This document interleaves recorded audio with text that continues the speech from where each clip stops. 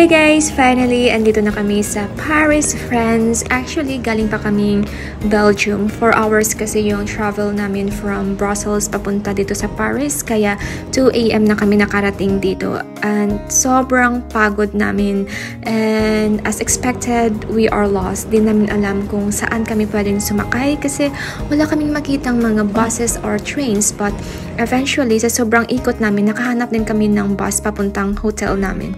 Finally, at 3 AM guys, nakarating na din kami sa Hotel de France, yung hotel na nabook namin. At sorry din ako nakapag-vlog pa inside the hotel kasi wala na talaga ako sa mood. Sobrang pagod, antok at gutom kasi 8 PM pa kami last kumain nung nasa Belgium pa kami at 3 AM na kami nakarating sa Paris. So naisipan na lang namin mag-order ng McDonald's at 3 AM. At around 1 PM, lumabas na kami ng hotel papuntang Eiffel Tower. Naglakad kami ng around 5 to 10 minutes papuntang train station. Sobrang excited ko kasi makikita ko na yung Eiffel Tower, which is nakikita ko lang siya before sa mga magazines or movies. So parang dream come true siya sa akin guys. And excited ako makapag-picture, makapag-take ng selfie sa Eiffel Tower.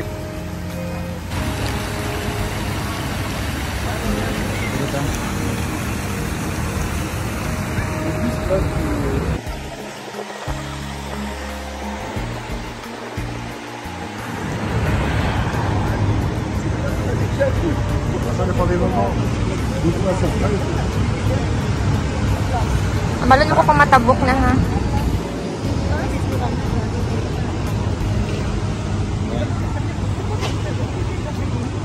Ay, mga salakyan.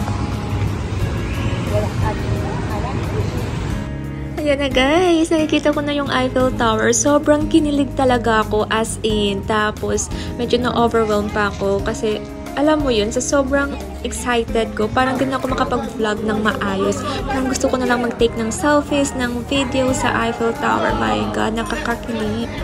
Ayan na guys, ito na yung pinakahihintay ko, yung pagrampa ko sa harap ng Eiffel Tower. Pak! Ganun! So, nag-effort pa talaga ako na mag-outfit ng Barbie kasi gusto ko talaga na maging memorable yung mga pictures and mga videos ko sa Eiffel Tower. At sobrang thankful ko kasi napaka-supportive ng aking asawa. Ayan, rampa there, rampa here, back and forth. Yan guys, nilubos-lubos ko na talaga yung pagrampa ko dyan kasi nga di ko alam kung kailan kami ulit makabalik sa Paris. At alam nyo ba, wala na akong pake kung anong sasabihin ng ibang tao. At in fairness ha, wala naman talaga silang pake kasi nga sila mismo sobrang busy din nila sa pagtitake ng kanilang mga selfies at mga videos. Ayan si ate nakatingin pa sa akin. Akala niya siguro nababaliw na ako, pero ate, alam mo bang dream come true ko na makapagsuot ng Barbie outfit sa harap ng Eiffel Tower? Ito.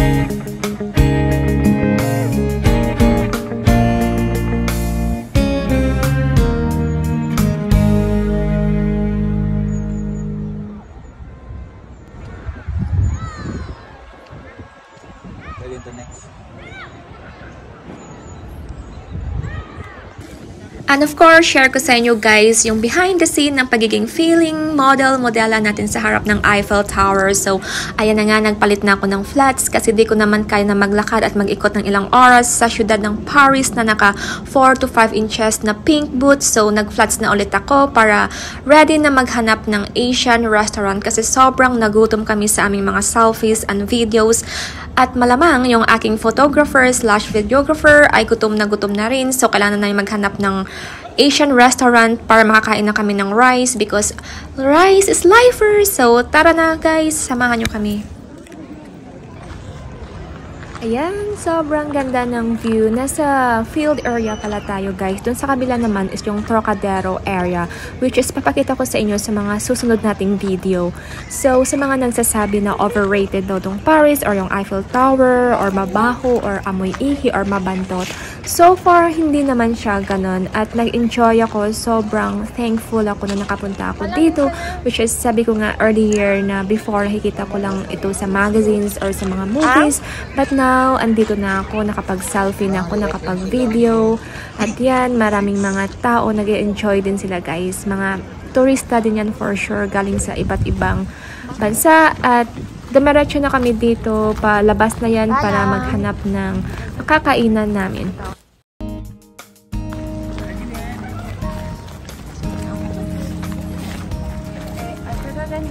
Makaang katawan tapos balikan natin tong... Ay, hindi na. Hindi, mangingat ko.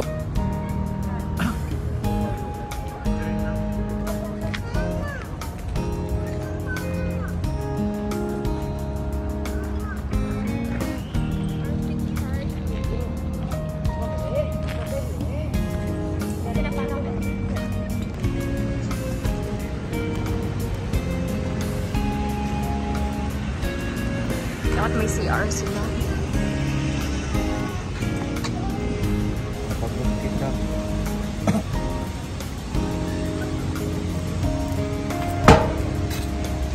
Ulan pa.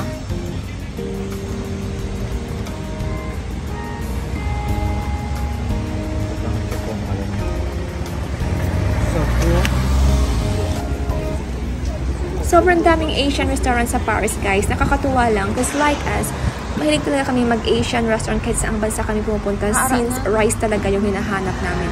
So, naghanap si Al online. Nakita natin isang Thai restaurant sa Sabwa di Asi. So, pumasok kami dyan.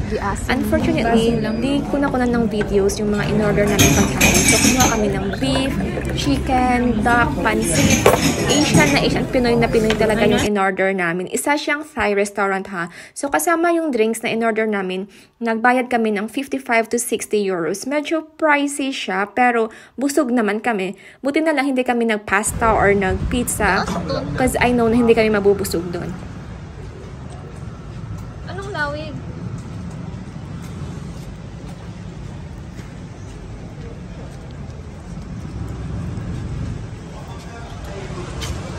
Ano ibig sabihin mo? Ang lawig?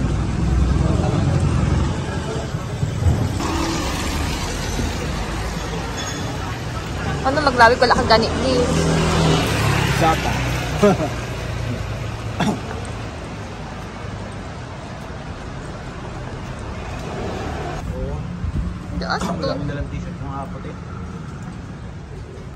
After naming mag-lunch, nagdakad-lakad kami ng onti dito sa city center para makapag-videos for our vlog purposes. Ayan si Kuya number 1 naglalakad. Andun din si Kuya number 2. By the way, umaambon that time. Buti na lang at Girl Scout ako may dala akong polka dots na umbrella.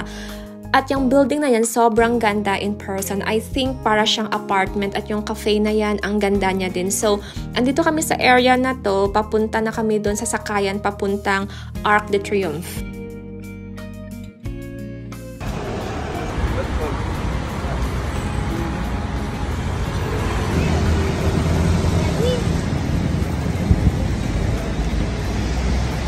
Bagaan ako, adi ko maligo si Kuya sa atin guys.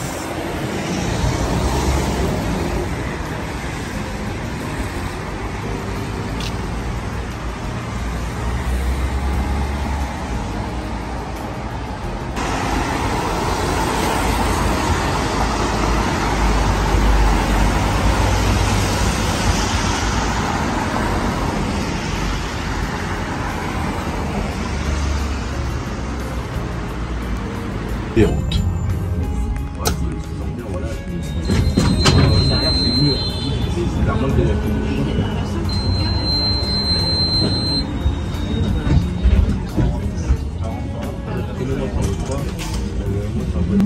Ayan, at nakasakay na kami ng bus papuntang Arc de Triomphe. So, yung ticket na ginamit namin is same ticket na ginagamit namin kapag sumasakay kami ng train.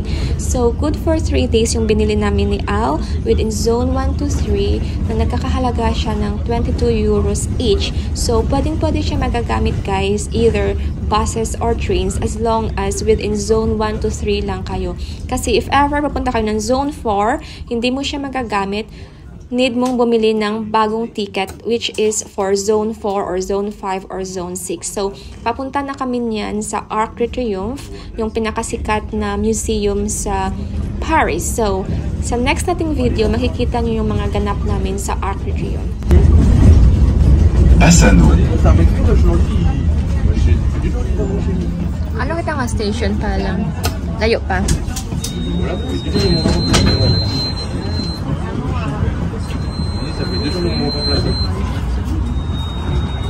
Seven.